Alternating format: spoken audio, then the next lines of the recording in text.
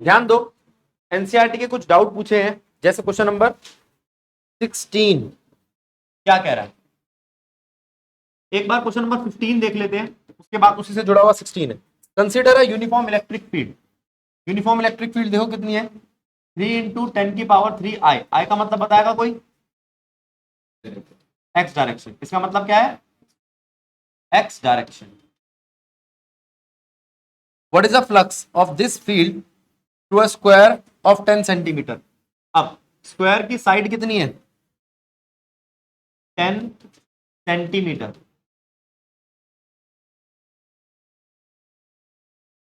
तो एरिया कितना हो जाएगा स्क्वायर का पूरा, एरिया को हम ऐसे दिखा रहे हैं, ए स्क्वायर। कर लोगे। अब वो कहता है वो वाईजेड प्लेन पे है, आओ उसको समझे। ये है आपका एरिया, ये है इलेक्ट्रिक फील्ड एक्स एक्सिस पे। इलेक्ट्रिक फील्ड कहाँ है, एक्स एक्सिस पे, और प्लेन का है तुम्हारा वाईजेड पे। ये तो अच्छी बात है।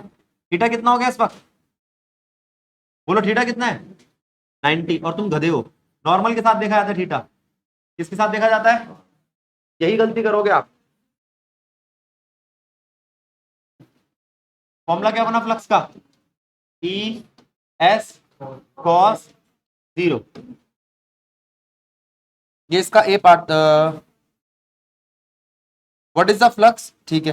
अगला क्वेश्चन है, अब फ्लक्स क्या होगा अगर उसको 60 डिग्री पे रख दिया जाए, कोई दिक्कत तो नहीं है। What is the flux through the same square if the normal to its plane makes an angle 60 degree with x axis. उसका नॉर्मल एक्स एक्सिस के साथ 60 डिग्री बना रहा है। अगर वो कहता उसकी सरफेस बनाती तो 30 डिग्री हो जाता। बात को समझो, यहां पर वो कह रहा है ये नॉर्मल एक्स एक्सिस के साथ, एक्स एक्सिस पे कौन है, इलेक्ट्रिक फील्ड, और नॉर्मल ये बना रहा है 60 डिग्री। अगर क्वेश्चन ये होता, पहली बात तो 60 लगी नहीं रहा, अब ठीक है। अगर ये क्वेश्चन होता कि जो सरफेस है वो सरफेस 60 डिग्री बना रही है इलेक्ट्रिक फील्ड के साथ, तो नॉर्मल के साथ कितना बनता, तो ये क्वेश्चन ऐसे आ सकता है। गलती मत कर देना, मैम हल्का सा एक क्वेश्चन बदलेगी कि वो नॉर्मल किसका दे देगी, सरफेस का, और गलत हो जाएगा। ओ सॉरी, 60 डिग्री किसका दे देगी, सरफेस का, तो गलत हो जाएगा क्वेश्चन। ये है आपका 60 डिग्री, तो ये ध्यान रखना। अगला क्वेश्चन क्या कहता है, क्वेश्चन नंबर 16।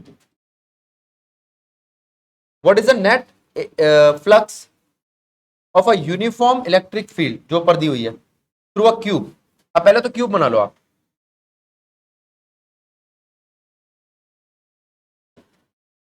ये रहा क्यूब। अब ये क्यूब तो ठीक है, लेकिन आपकी इलेक्ट्रिक फील्ड कहां है, ये देखो, ये है वाई एक्सिस, ये है जेड एक्सिस, ये है एक्स एक्सिस। यही बनाई थी ना हमने पीछे भी। इलेक्ट्रिक फील्ड तो एक्स एक्सिस पे ही है, तो उस पे एक तो ये सरफेस आएगी, एक ये सरफेस आएगी जो कंसीडर की जाएगी, ठीक है। बाकी सरफेसेस कंसीडर नहीं की जाएगी, सिर्फ वाई जेड वाले प्लेन कंसीडर किए जाएंगे, ठीक है।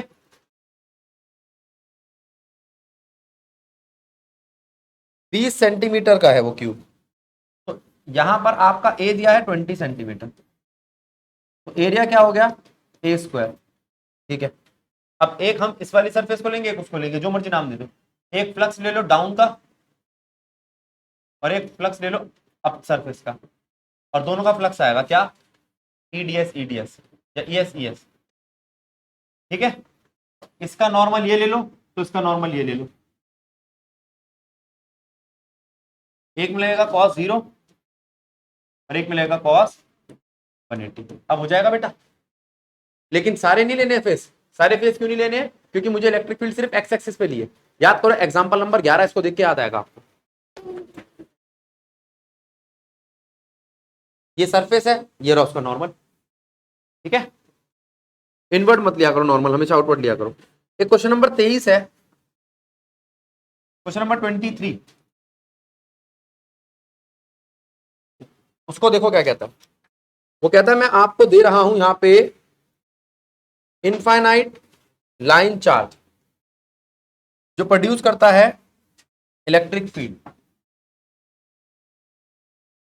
9 × 10⁴, ठीक है जी। At a distance of 2 centimetre, calculate linear charge density. Distance कितना दिया है? 2 सेंटीमीटर। इसकी लीनियर चार्ज डेंसिटी का फॉर्मूला क्या है? Electric field is equals to 1/2 pi epsilon naught linear charge density upon में आर। याद आया है फॉर्मूला? 2 से मल्टीप्लाई 2 से डिवाइड करके हम इसको एक वैल्यू बना लेते हैं जो कांस्टेंट, 9 इंटू हो जाएगा। आपके पास लेमडा नहीं है, बाकी सब तो है।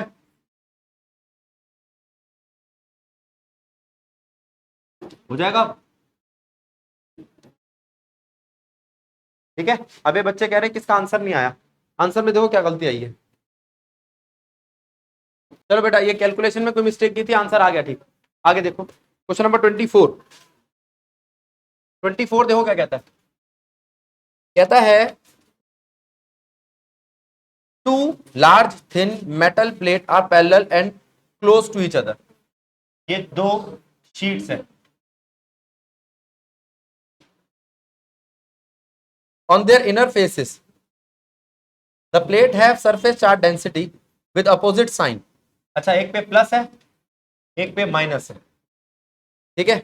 और वो उस सिग्मा की वैल्यू दे रखी है 17 इंटू 10 की पावर माइनस 22।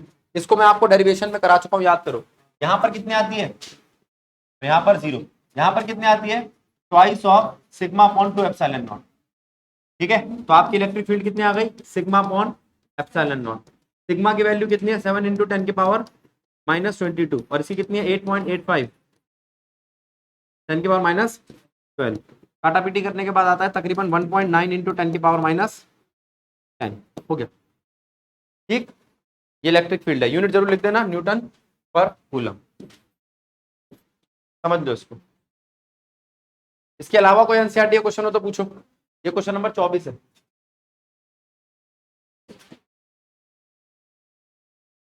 एक क्वेश्चन नंबर 11 और पूछा एक बच्चे ने। एक पॉलिथीन का पीस है, रब करते हैं हम उसको वूल पे, is found to have a negative charge 3 into 10 की पावर माइनस 7 कूलम। ठीक है भैया, estimate the number of electron transfer. ये कर लेगा।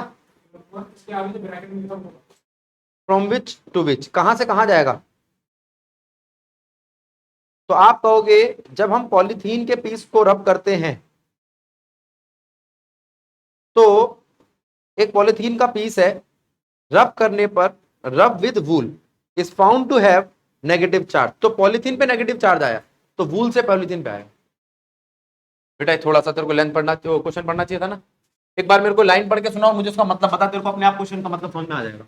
ये कह रहा है कि भैया मुझे ये तो पता चल गया कि अगर ये पॉलिथीन है और इसके ऊपर मैं एक रुई का पीस इस पे रब करता हूं, तो उसने क्या कहा है? पॉलिथीन पे नेगेटिव चार्ज आता है ना, लैंग्वेज पढ़ ले। पॉलिथीन पे नेगेटिव चार्ज आता है, तो उसका मतलब इलेक्ट्रॉन कहां से कहां ट्रांसफर करें? Electrons are transfer from wool to polythene piece. अब ठीक है, बोल। और चार्ज का फॉर्मूला है एन ई। एन कितना आ जाएगा? Q by E. क्यू की वैल्यू पढ़ के सुनाइए बेटा।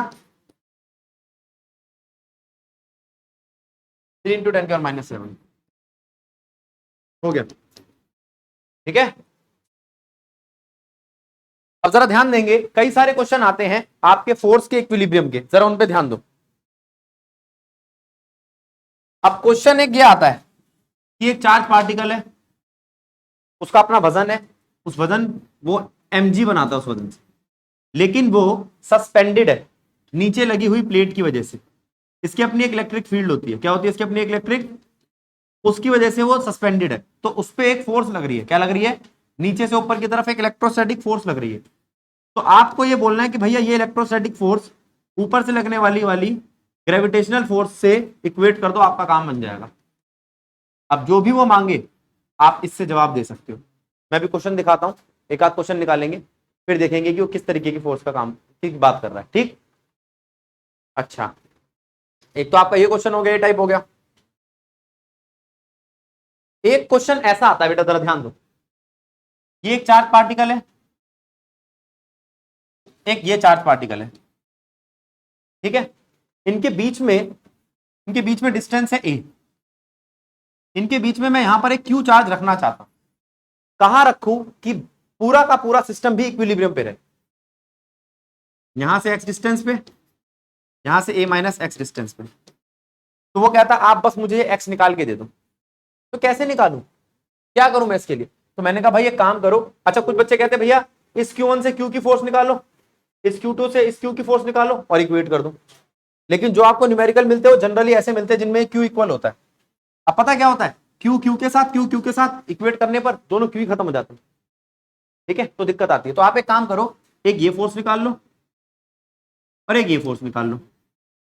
एक फोर्स निकालो आप K Q Q बाय पूरा A स्क्वायर, और एक निकालो आप K छोटा Q बड़ा Q बाय एक्स स्क्वायर। और आपको निकालना क्या है, या तो एक्स निकालना होगा या एक्स दे रखा होगा तो क्यूब का फॉर्मूला निकालना होगा, बड़ा वाला क्यूब छोटे वाले क्यूब से कैसा कंपैरिजन रखता है वगैरह वगैरह। ठीक है, अब ये दोनों टाइप के क्वेश्चंस देखते हैं हम। पहले मैं क्वेश्चन दिखाता हूं, समझ में आ जाए देखते ही तो बहुत अच्छी बात है, नहीं तो कराऊंगा। अब जरा ध्यान दो क्या कह रहा है question. A free pitch ball A of mass 8 gram carry a positive charge, charge देखो 5 इंटू 10⁻⁸ कूलम। ठीक है, what must be the nature and magnitude of charge that should be given to a second pitch ball be fixed 5 centimetre below. एक ball ये रही, एक उसके 5 centimetre below, कितने नीचे है 5 सेंटीमीटर नीचे है, तो उसको रिपेल करके ऊपर रखे। इसका मतलब नेचर तो इसका पॉजिटिव होना चाहिए, अगर ऊपर वाले का पॉजिटिव है तो तभी रिपेल कर पाएगी। और आगे क्या लिखा है, बस अपर बॉल स्टेशनरी, उसको रोक के रखें। नीचे क्या लग रहा है, वजन mg लग रहा है, ऊपर क्या लग रहा है, फोर्स कौन सा, K Q1 मैं जानता हूं Q1 कितना है, 5 इंटू 10⁻⁸। Q2 मैं नहीं जानता, अपॉन में R स्क्वायर में जानता हूं 5 सेंटीमीटर का स्क्वायर। ठीक है, तो आप कह सकते हो कि भैया आप यहां लगा दो mg is equals to K 9 into 10⁹ होता है, Q1 क्वेश्चन में दिया है, Q2 मुझे निकालना है, R 5 सेंटीमीटर का 5 सेंटीमीटर दे रखा है, तो सारी चीज दे रखी है, दूसरी चीज आ जाएगी। क्लियर? अब जरा इस क्वेश्चन को देखना। A particle of mass m and carries a charge minus q1, अगर आपको दिखाई नहीं दे रहा तो मैं लिख देता हूं, minus Q1 is moving around a charge plus Q2, ठीक, along a circular path of radius r। तो प्रूफ करो जो टाइम पीरियड है उसके चक्कर का माइनस Q का प्लस Q2 के, वो इतना होना चाहिए। तो कहां से लाऊं ये टाइम पीरियड का फॉर्मूला? जब कोई चीज गोल घूमती है तो सेंट्रीपिटल फोर्स का फॉर्मूला लगता है। किसका फॉर्मूला लगता है, आ जाओ। तो अब आप कहोगे कि भैया जैसे आप ग्रेविटेशनल फोर्स यानी कि mg को इक्वेट कर रहे थे, इस बार सेंट्रीपिटल फोर्स को कर लेना। Fe is equals to centripetal force, centripetal force होता है mv स्क्वायर अपॉन में r, और Fe कितना होता है k चार्ज 1 का चार्ज 2 का अपॉन में r स्क्वायर। ठीक है, लेकिन ये मेरे काम का नहीं है, मुझे टाइम पीरियड निकालना है। एक और फॉर्मूला होता है इसका, mr ओमेगा स्क्वायर, याद आया? ओमेगा होता है एंगुलर वेलोसिटी, एंगुलर वेलोसिटी को आप लिख सकते हो 2π/t, क्या लिख सकते हो, और टाइम ही तेरे को निकालना है, तो टी स्क्वायर कितना हो जाएगा, mr 4π²। अच्छा, ये r स्क्वायर उधर जाके क्यूब बन जाएगा, k Q1 Q2। ठीक, चाहो तो आप इस k को खोल सकते हो क्योंकि इस k के अंदर ये 4π आता है, m r की क्यूब 4π मल्टीप्लाई में पाई, इसलिए लिख रहा हूं जिससे उस 4π को काट सकूं, 4πε0 Q1 Q2, 4π से 4π गया, बचा क्या, t equals to under root mr³ πε0 Q1 Q2। Check करो, यही आंसर है। अच्छा, 4π ऊपर आना चाहिए, क्या गड़बड़ कर दी बेटा मैंने?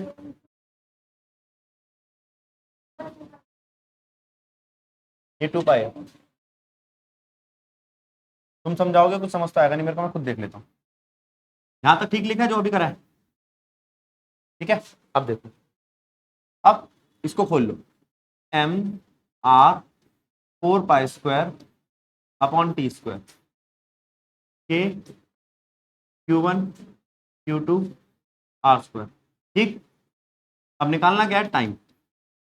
टी स्क्वायर को उठा के उधर ले गए, बाकी सबको उठा के इधर लिया, तो क्या आएगा M R 4 pi square upon में के Q1 Q2 आर की क्यूब हो गई। ठीक, अच्छा तुम ये कह रहे हो ये जो था मैंने 1/4 पाई एप्सिलॉन नॉट की जगह 4 पाई एप्सिलॉन नॉट लिख दिया, ये गलती करी थी। ठीक है, तो बन गया 16 pi cube M R cube, ऊपर ये एप्सिलॉन नॉट पड़ा है, नीचे Q1 क्यूब, यही था का अंडर रूट। तो करा क्या, समझना क्या है, इलेक्ट्रोस्टैटिक फोर्स को सेंट्रीपिटल फोर्स से इक्वेट कर दिया। क्लियर है, क्लियर है। क्वेश्चन देख लो दोबारा, क्वेश्चन रीड कर लो। नेक्स्ट क्वेश्चन पे ध्यान देते बेटा, क्या दे रखा है, 2 पॉइंट चार्जेस प्लस 4E और प्लस E, दो पॉइंट चार्जेस है, are fixed at a distance A। ठीक है, fixed a distance A apart. अच्छा A वो ये वाला है। Where should a third charge Q be placed on the line joining the two charges so that it may be in equilibrium. ये कहेगा कि वो इक्विलिब्रियम पे रहे। ठीक है, अब क्या करोगे आप, अब वो कहता है भैया आप एक काम करो, ये रहा आपका 4E चार्ज, ये रहा आपका E चार्ज, और आप इसको, ये जिस चार्ज को आपको प्लेस करना है तो कहीं यहां रख दो, जिसका डिस्टेंस एक जगह से x हो और एक जगह से a माइनस एक्स हो। अब वो कह रहा है कहां रखूं, मतलब x निकाल के दो। एक बार इन दोनों के बीच में फोर्स निकालो, इन दोनों के बीच में फोर्स निकालना जानते हो आप, k 4E q अपॉन में एक्स स्क्वायर, और एक ये लो और इन इक्वेट कर दो, वहां से यहां तक k 4E E अपॉन में पूरा a स्क्वायर। ठीक है, इससे x के टर्म में आंसर आ जाएगा। ये लो आ गया x।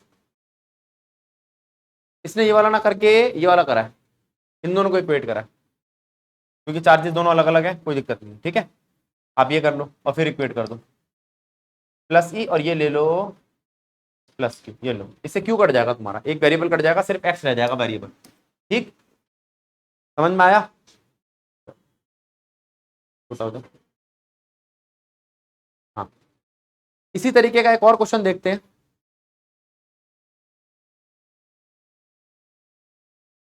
सेम ये भी,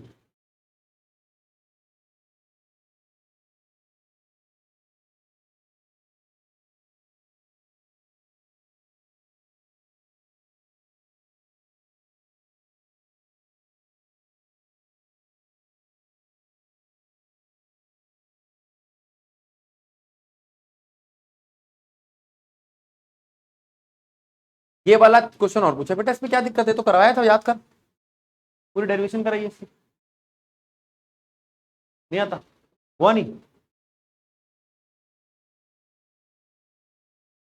जरा ध्यान दो बेटा, इस तरीके का क्वेश्चन कराया था मैंने आपको, इस तरीके का एक केस कराया था। ये दो ऐसी वायर पड़ी हुई है, यहां पर एक इलेक्ट्रोस्टैटिक फोर्स लग रही है, इधर भी लग रही है, क्योंकि दोनों की दोनों सेम चार्ज की है, तो ये ऐसे हो जाती है। बाहर की तरफ जाने वाली फोर्स है Fe, नीचे की तरफ जाने वाली फोर्स है mg। ठीक है, अब ये है टॉर्क और टेंशन, ये है एंगल थीटा, ये भी एंगल थीटा, यहां लगेगा टी का कॉस थीटा और यहां लगेगा टी का, अब टी का साइन थीटा, मैं Fe से और mg से टी का कॉस थीटा कंपेयर कर दूं। आप अटेम्प्ट करियो, अब भी ना हो तो फिर दोबारा करा दूंगा। हाँ, यहाँ पर चाहो तो टेंशन को आगे जाके आप बोल सकते हो, वही फोर्स के फॉर्मूले में, अगर कभी टाइम पीरियड मांगे तो कौन सा लगाओगे, mr ओमेगा स्क्वायर। ठीक, तो यहां पर वो कुछ क्वेश्चंस और देख लिए हमने जो एनसीईआरटी थोड़े से बाहर के थे, एक लंबी क्लास लूंगा इसके न्यूमेरिकल्स की, अभी छुट्टी कर दो।